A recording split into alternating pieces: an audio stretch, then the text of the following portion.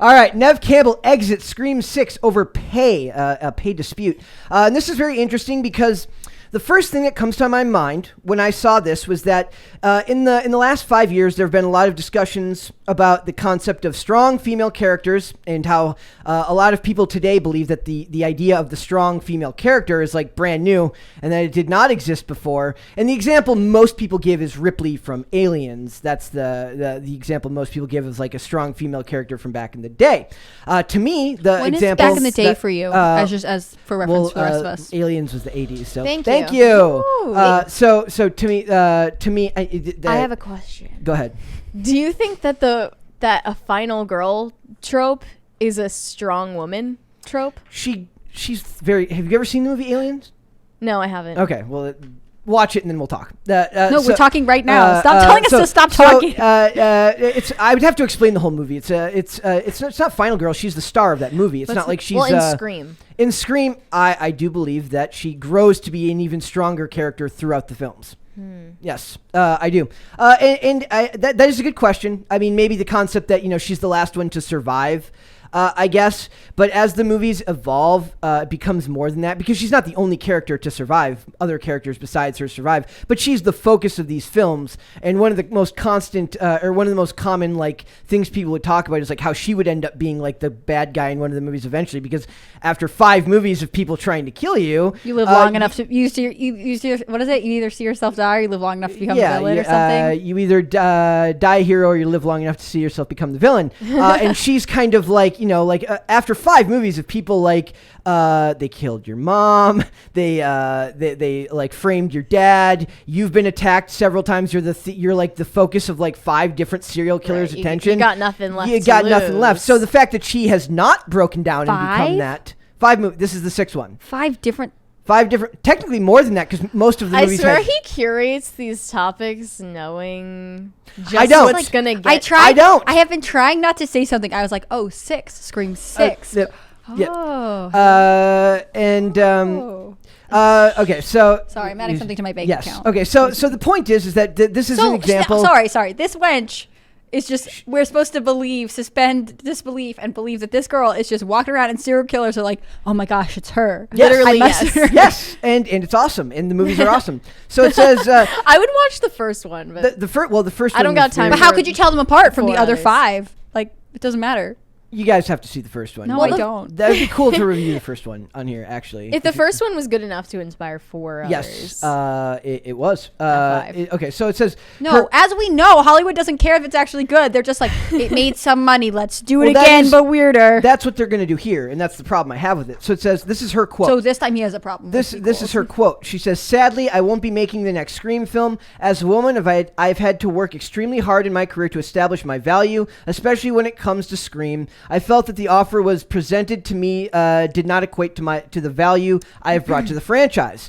And that's the problem I have with this because I believe she's right, but I think the studio's also right that in an age where everything is disposable and all of basically the IP is the king of this process now, right? They feel that now that they've made 5 of them, they've got all these young actors involved now. The character of Ghostface, meaning the mask, the concept of that character, is strong enough. Name? Yes. It has a name. Yeah. I was about to ask a really boomer question. I was like, I thought that name was Scream. That one was Scream, right? The idea here is that Scream. The idea not bad though. Sorry, Brett. I'm not sorry. Is that CCP in the industry, they don't need her anymore, even though she survived the first 5 films. And by the way, I am going to get into slight spoil. Well, that's actually kind of a major spoiler for the 5th one, which is that the only remaining character that was left from the first 3 besides her, the only 2 was the one played by Courtney Cox, Gail Weathers, and Dewey Riley, played by David Arquette.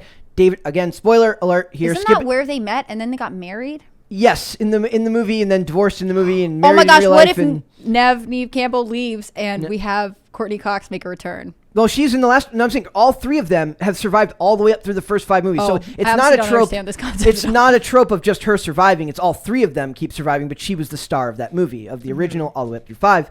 And the concept here is that with her gone and Dewey's character, again, skip ahead if you don't want to hear this, Dewey's character dies in the last one, finally. It's just her and Gale left. Okay. They would have to make Gale, I guess, the connecting point between the other ones if they wanted to. But the idea here now is that all they need is just guy in mask killing teenagers. They don't need the original stars anymore, which proves the disposability of these of celebrities. What comes to mind with this, and I'd have to watch the movies to be like to properly judge this, but it does seem like the low stakes thing where it becomes boring if you know that the same characters are going to survive every time. It was a little bit different in these because I felt that the longer they survived, the more likely it was that they would finally bite the bullet down the line. It's hard to tell. I think this concept is dumb, and I'm just gonna go ahead and say it. They could have at any point had. It's a slasher movie. I want to see it because everyone has seen that iconic scene where she's like cooking the popcorn and he calls, I've never seen That's that. not her. That's Drew Barrymore. That's from the intro. It's not to even the movie. same movie. Which No, one it's is the same it? movie. It's Okay. it's from the first one, but that's Drew Let me Barrymore's put it this way. character. Let me put it this way. I totally get that Scream is an iconic movie, especially if you're into this genre. Again, we'll be open about it. It's very hard for me to get behind anything that has a sequel, but maybe the first one had a really good time. They're like, we'll make a second. 6 seems like overkill, and I have to agree with Mary. Like, they're going. I mean, there's always 2 options for these characters. They live or they die, and so I guess it's cool to keep living the same way. Like when I saw Top Gun, like, there's that question of is Tom Cruise going to live or die, right? Because like, how do we end this series? But I just think that like this horror movie genre of like murderer kills teenagers in woods, like it spun off into a larger direction, and I don't think Scream is unique enough to maintain that as its own genre for this many movies. I mean, it's maybe very hard for me to believe that like because it was maybe with this subversive. one, Because it was subversive and it was satirical in its analyzing horror movies while being a horror movie. It became very hard to top that movie after movie after movie. so why do they keep doing it? Scream 4 because they so the first I think one what people really want to see is Ghostface. yes whether you like it or not, they make money and they're made. That's always his trump card. Whenever I'm like making an anti-sequels point, he's like, giving well, they you- make money. I'm giving you an explanation as to why they do it. I'm not necessarily saying whether that's right or wrong. I have always acknowledged that like sequels make money. I'm just saying, shouldn't we hold ourselves and the people who make our content to a higher standard than they're able to get us to pay for tickets? They've never spent more than $40 million making them and always make over $100 million, closer to $200 million on all of them, other than I think the third one. The fourth one capped out at 97. But so Why? Was that the bad one? No, actually, most people hate 3 more than the other ones. 4 was an interesting one because it was at like a really in between time as far as technology. Like they were trying to incorporate like live streaming and technology, but it was like 2011, so it was like wasn't that It's when? been a while since they What made was that horror Yeah. movie that came out that was all kind of found footage that like there's blew up? I mean, there's like the Blair Witch Project. Project? No, not back Blair in Witch. the It was later. Paranormal It was like Activity. Paranormal Okay. Activity. I think so. I'm thinking. Like, do you think they're trying to compete with that uh, as they produce each generation of these films? Well, that's what I'm saying. So the motivations of the killers of each generation will grow because the motivations of like in the fourth movie they just want to be famous because they're products of the internet age and they don't care about. They're like, what was she's like nobody. She's like, what am I supposed to do? Go to school, work. Everyone's on the internet. Everyone just wants to be famous, and nobody wants to work for it. So the idea here, there's actually a fascinating conversation here, but we're getting off topic here. Sorry. Neve Campbell has been a long-term proponent of the idea of equal pay in Hollywood, which is a weird. She's actually going in the right direction here because what she should be doing is not complaining about it.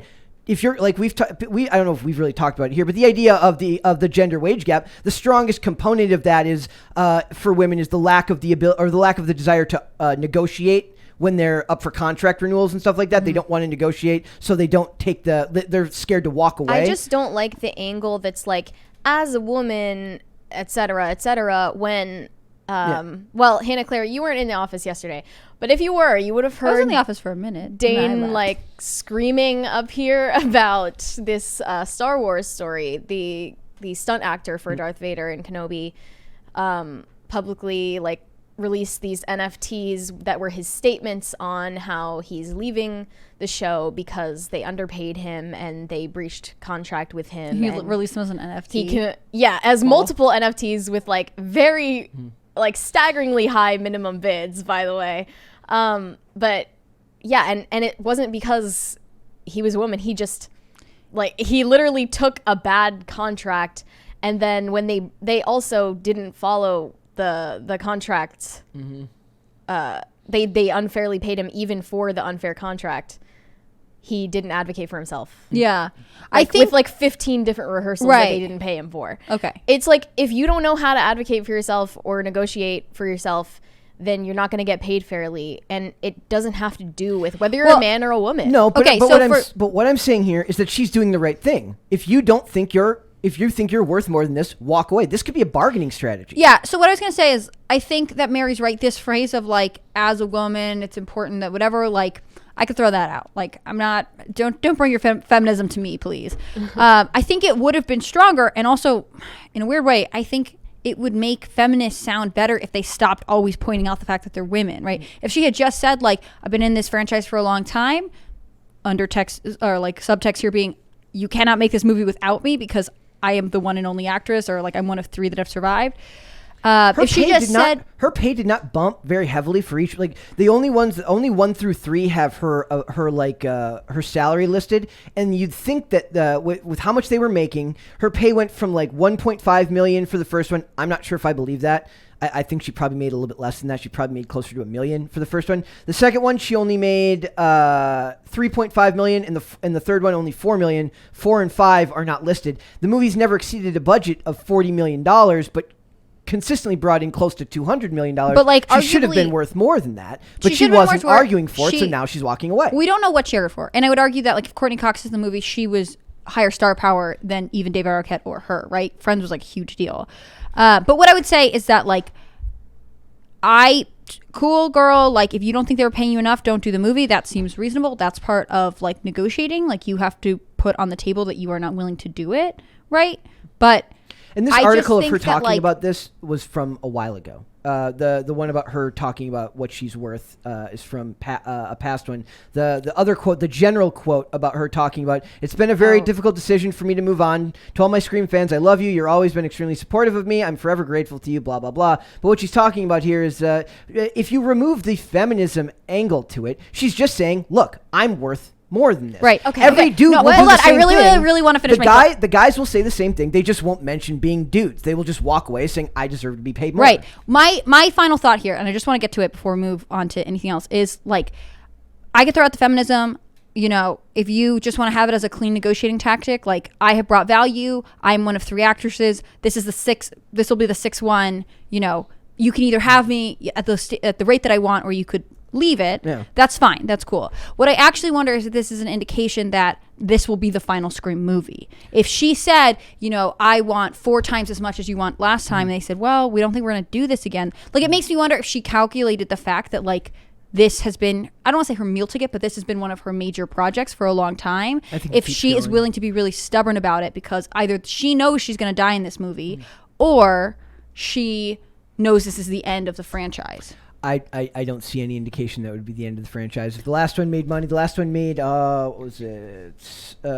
20 was made on a budget of 24 million. Like they actually like the budgets went up like from 24. The first one's budget was 14 million. The second one's budget was 24. 3 and 4 both had a budget of 40 million. The budget for 5 went back down to 24 million and still made 140 million dollars. And what's the budget for this one? It's not published yet because the movie's not out yet. The one they're making now. So the idea being, but if they're being budgeted for less, even if they're making a significant amount of money at the box office, if the interest in this is waning, or if she knew ahead of time you're going to be killed off, so if we do make a 7th, you're not going to be in it, then like I could see her being like, okay, then you better pay me big for this one. Well, like, if this is my final one, without knowing that, I don't think it has to do with feminism, and it's up to her. It's her prerogative to promote that view or not. But like, really, what this says to me is like, I wonder if she knows this is the end of the line, whether it's for the franchise or for her, and she is negotiating from the position of like, I am not going to have this chance again, which she may not have had for the other movies. And without Dewey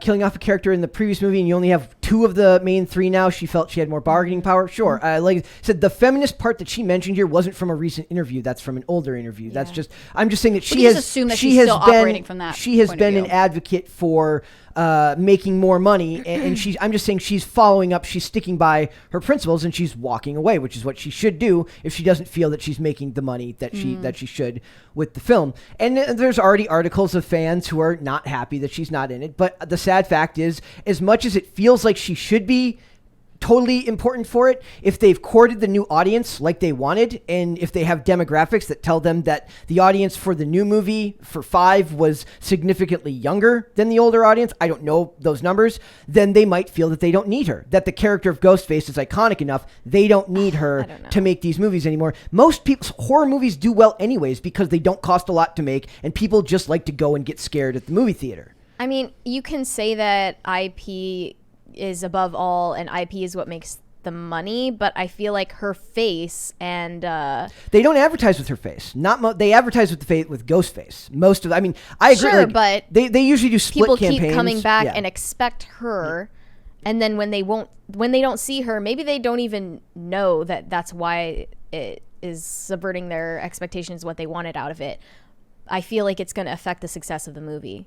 I like cynically, I actually would like to believe that that's true, but I sometimes I think that the Hollywood machine is just too powerful, that they can make the money back just by hook or by crook through advertising and showing gory people. What's the explanation for her character being gone? That would be the hilarious part. I have no idea how they would explain her just not showing. She got killed off camera. That I don't think they would do that. In the very first 5 seconds of the film. I think they would. They have like a body double who gets stabbed like facing away from the camera. I think they would leave it open so that she could come back in the future. This killer kills people. Just for reference. With knife. I did get it right. Okay, we had a couple super chats there. Yes, we did. Waffle Sensei said, for the record, when Hannah Claire and Mary are together, the ribbing of Brett Dasovic does not end when the show starts. Get him, girls. Thank you very much for that. Someone else said, like, Mary plus Hannah Claire equals Brett's anxiety rising. Kind of, though. We try not to cause him undue stress, or but just like migraines from rolling my eyes. It's not undue stress. Oh, yeah, rolling your eyes. It's not that, guys. Stress. It's like tensing. He'll be like, shut up, shut up. Nuclear Now Solar later said, strong women don't have to act like men. That's true. And I do not believe that it's not like she's in the movie like winning every fight with the dude. She's surviving. So in that way, and a lot of times the killers have been both men and women, which is my favorite is in like the 4th one. I forget the name of the actress. The actress who plays one of the killers is tiny, but then the obviously the stunt actor who's doing the scenes with Ghostface is clearly very tall. And then when Jill takes her mask off, she's like a foot shorter than the guy who plays the stunt version of the character. Okay. So I'm not familiar with the movies, but is Ghostface supposed to be a different person every time, or is there in all of the movies it's played by 2 people, so like 2 people are in it together. It's just one person at a time has the mask on, and we're let in on that. Not during they get unmasked at the end. At some point. At the end there's an unmasking of all. That's a very strong so formula funny. part of it. The third but one, it's so formulaic. The third one had just one killer. That's the only time there was one. And that was Scott Fast Foley and Furious of slasher movies. Yeah, basically, and I love it. We know. The third one only had one yes, killer. My favorite, Fast and the Furious. So excited there are so many of those. The Fast and the Furious. Yes, faster and furiouser. If you ask me. I think that the movie will actually probably still do fairly well, even without her. I think they'll go forward to it. It's too. Are they going to release it like Halloween time? Next, it said there was a release date on here somewhere. I think it said like spring or summer of next year, March 31st, 2023. Usually they wait for Halloween, but all that stuff's up in the air. As far as I'm concerned, March 2023 does not exist. It's a long ways away.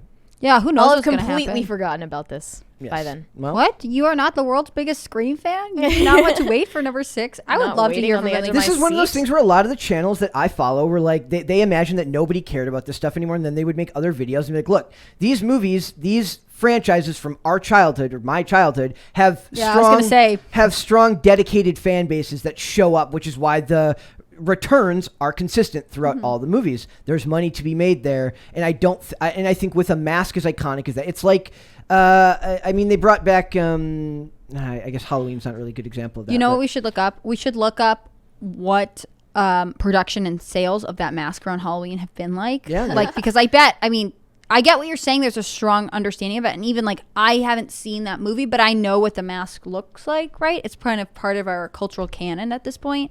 But I bet that like it is becoming, even though they're on 6, the audience is more and more niche. We need Like, to there are see people how who it are competes dedicated. with Jason.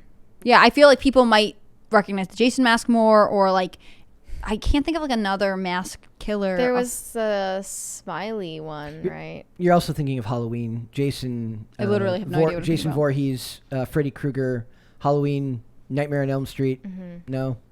Okay. All right. I mean, I'm Perfect. excited for you. Those Yeah. sound like real things. Yes. All right. But you know what I'm saying? Like, you would be able to correlate how on the front of people's minds this movie is, and as a cultural reference, how long it has lasted by the production of it, you know, around Halloween. I would be interested to know what the chat thinks about if the ones who saw Scream 5 and the ones who have watched the reboots or the continuation of Halloween, which they did, like there have been like a gazillion Halloween movies, but they ignored the canon on all of them. But the first 2 back in the Halloween 1 and 2 are the only canon ones before they brought back Halloween Kills, and then I forgot, and then just Halloween, which is what they did. Do you want with- the chat to tell you what they I think? would though? like to know which one they thought was a better continuation. Granted, there's 2 of the Halloween continuations and only. Do you want me to tell you what I want the chat to tell me? What do you want the chat to tell you? I want the chat to tell me when in a relationship you decide to show someone these weird cult movies that have I 100. almost thought you were gonna rehash Noodles and Company. No, but it's a again. spin-off. At what point in a relationship do you show the person you're dating the cult movie that has apparently endless sequels that you are really obsessed with? Because I don't think anyone wants to invest that much of their life. Yeah, you've never had anyone ask you to into- watch Star Wars with you, which has 100 of them. It's way there's, too long. there's a lot of people who like they watch Halloween or horror movies around Halloween, and that's like a thing where they watch it all month long, stuff like that. I'm not I'm just one of those saying, people, but- when do you introduce people to your cult classic movies that never end? I love Halloween, but I don't make it a month-long thing or Yeah. multiple month-long thing like certain people do. Thanks for watching this clip, guys. If you want to see full episodes or follow us on social media, links are in the description below. Bye. Bye.